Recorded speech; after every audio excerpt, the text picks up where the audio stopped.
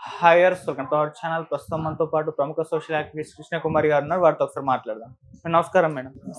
Madam, Mohan Babu గారి చుట్టూ వివాదాలు తిరగడం మనం చూస్తూ ఉన్నాం గత కొంతకాలం నుంచి కూడా. ఇప్పుడు మరో వివాదంలో ఆయన చిక్కుకున్నారు మేడం. అంటే ఆయన కాదు, ఆయన సిబ్బంది.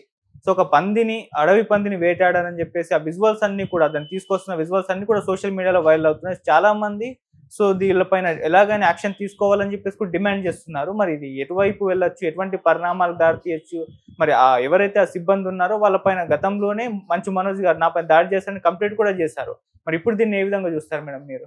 ఏది ఏమైనప్పటికీ ఈ మధ్య కాలంలో ఒకదాని తర్వాత ఒకటి మోహన్ బాబు కుటుంబంలో విషయాలు వెలుగులోకి వస్తున్నాయి. ఏ ఒక్కటి కూడా వాళ్ళకి పాజిటివ్గా లేవు. అవును.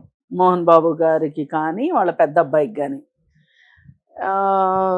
మొత్తం సమాజం కూడా చాలా వరకు మనోజ్కి బాగా కనెక్ట్ అయ్యారనే చెప్పుకోవచ్చు. మనోజ్ మీదనే అభిమానంగా ఉన్నారు. మరి ఎందుకు విష్ణు మోహన్ బాబు గారి పైన ఒక రకమైన, అది విద్వేషం అనలేం కానీ ఒక రకమైన భావన ఉంది వాళ్ళిద్దరి గురించి. ఒక పాజిటివ్గా లేదు, అసలు వైబ్రేషన్స్ పాజిటివ్గా రావట్లా. అవును.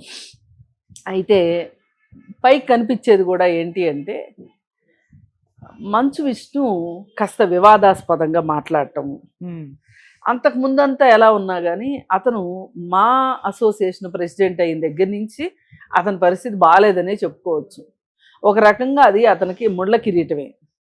ఎందుకంటే అసలు అతనికి వయసు లేదు, మా అసోసియేషన్ చేసేంత, అలాగే ఎక్స్పీరియన్స్ లేదు, నిబద్ధత కూడా లేదు. ఓకే. కేవలం మనోజన్ను మోహన్ బాబు గారు ఇద్దరు కలిసి ఎలాగోలా గట్టెక్కిచ్చారు కానీ లేకపోతే అసలు లేదు. పైగా ఆయన వచ్చిన దగ్గర నుంచి ఇష్టం వచ్చినట్టు మాట్లాడటం, తొంటరగా మాట్లాడటం, అంటే అబాస్పాలు అయ్యే విధంగా మాట్లాడటము, అవన్నీ మనం ఆ డ్రామాలు అవన్నీ చూసాము. పైగా ప్రకాష్ రాజ్ లాంటి వాళ్ళని ఇష్టం వచ్చినట్టు మాట్లాడటము, అసలు ఈయనకేదో చాలా పెద్ద వ్యవహారం ఉన్నట్లు. ఇప్పటికి గోవిందా అనిపించాను, ఆయనతోటి ఇంకేదో అనిపిస్తాను అని మాట్లాడాడు.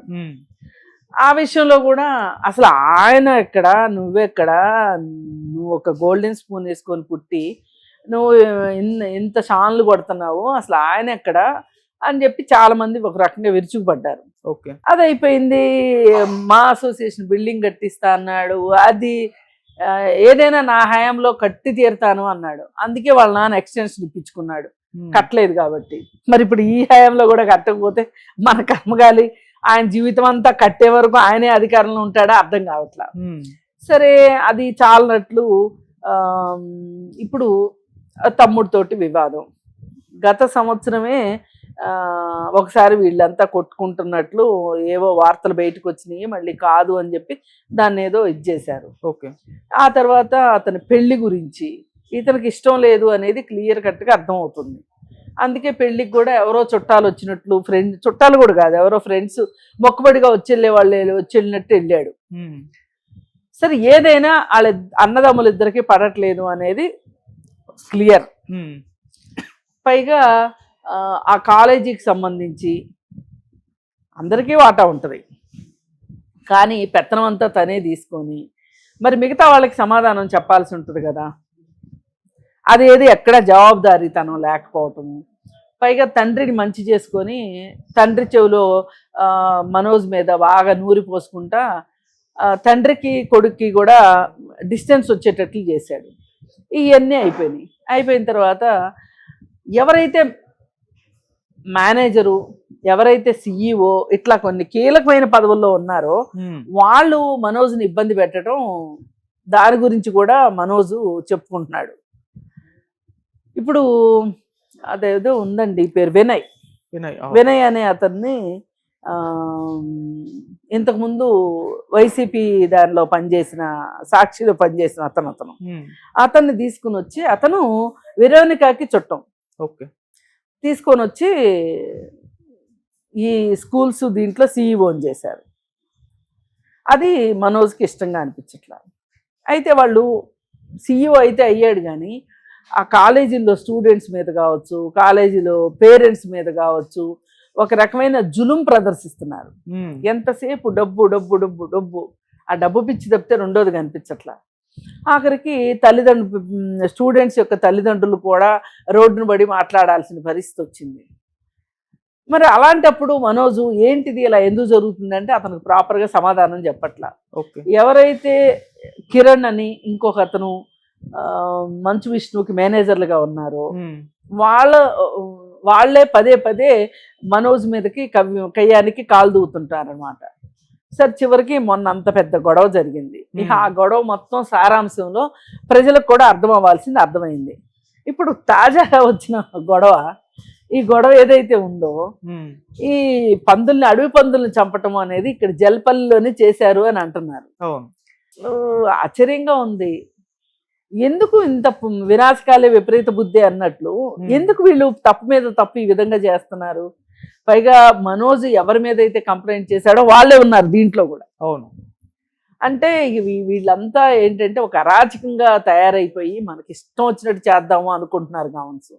ఇప్పుడు పొలాల్లోకి కూడా అడవి పందులు వస్తూ ఉంటాయి. వాటికి రాకోకుండా వాటికి పొలం చుట్టూ కందకాలు తవ్వటము, లేదు అంటే ఎలక్ట్రిక్ షాక్ పెట్టటము, లేదంటే ఏదన్నా మందు పెట్టటము, ఏవేవో చేస్తూ ఉంటారు. అది పంటల కోసం చేస్తే ఒప్పుకుంటారు కానీ సరదా కోసం చేస్తే ఒప్పుకోరు. ఇప్పుడు వన్యప్రాణి ప్రేమికులు ఉంటారు, వాళ్ళు ఊరుకోరు కదా. అవును. ఇప్పుడు అలా వచ్చింది ఇది బయటికి అడు తిరిగి ఇటు తిరిగి.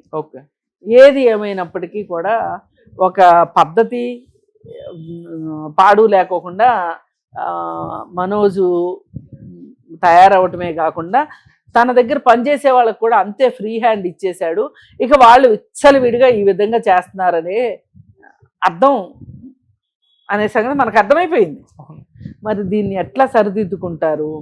ఇది సల్మాన్ ఖాన్ పైన కృష్ణ జింకల కేసు ఒకటి ఉంది కదా, అట్లాంటి కేసే అవుతుంది ఇది కూడా. అటు చూసి ఇటు చూసి మరి ఏం చేస్తారో చూడాలి. ఇప్పుడు మోహన్ బాబు గారు కూడా ఏమీ అనలేని పరిస్థితి. ఇప్పుడు అసలు ఆయనకు వాయిస్ లేకుండా అయిపోయింది. ఆయనకి మీద జర్నలిస్టులు పెట్టిన కేసే ఇంకా అది అట్లనే ఉంది. మరి ఏం జరుగుతుంది అనేది వేచి చూడాల్సిందే తప్పితే ఏం అర్థం కావట్లే. అసలు మోహన్ బాబు గారి బెయిల్ సంగతి ఏంటి అనేదే ఇప్పుడు పెద్ద క్వశ్చన్ మార్క్ అయింది. అది అలా ఉండగా పులి మీద పుట్టలాగా మళ్ళీ ఇదొకటి. సరే ఏది ఏమైనా మొన్న ఎవరో ఒక ఆయన అంటున్నాడు, సౌందర్య దగ్గర నుంచి వీళ్ళు బలవంతంగా ఆ పొలం తీసుకున్నారు, అందుకే సౌందర్య చేస్తుంది ఇదంతా అని. నేను అలాంటివి నమ్మను. కానీ ఏదైనప్పటికీ కూడా మనం కూడా తప్పులు చేస్తూ వెళ్తున్నాం అనుకోండి, 1 2 3 4 5 ఆ శిశుపాలుడి లెక్క ఏదో ఉంది కదా, 100 తప్పులు చేయని 101 సంగతి చెప్తాను అన్నట్లు. అలా కాలం జరిగిన రోజులు బాగా జరుగుతుంది. ఈ కాలం బాగా జరుగుతున్నప్పుడు ఏమనుకుంటారంటే నా అంత తోడు లేడు, నా తెలివితేటలు చూడు ఎలా ఉన్నాయో, నా ప్లానింగ్ చూడు ఎలా ఉందో, నేను ఎలా మేనేజ్ చేస్తున్నాను చూడు, ఇట్లా అనుకుంటారు.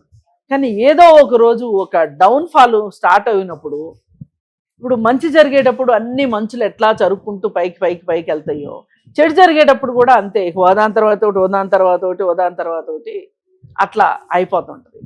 అందుకని మరి ఇప్పుడు ఈ కేసుకు సంబంధించి ఏ విధంగా వాళ్ళు స్పందిస్తారు, విష్ణు ఏం జరుగుతుంది అనేది చూడాలి.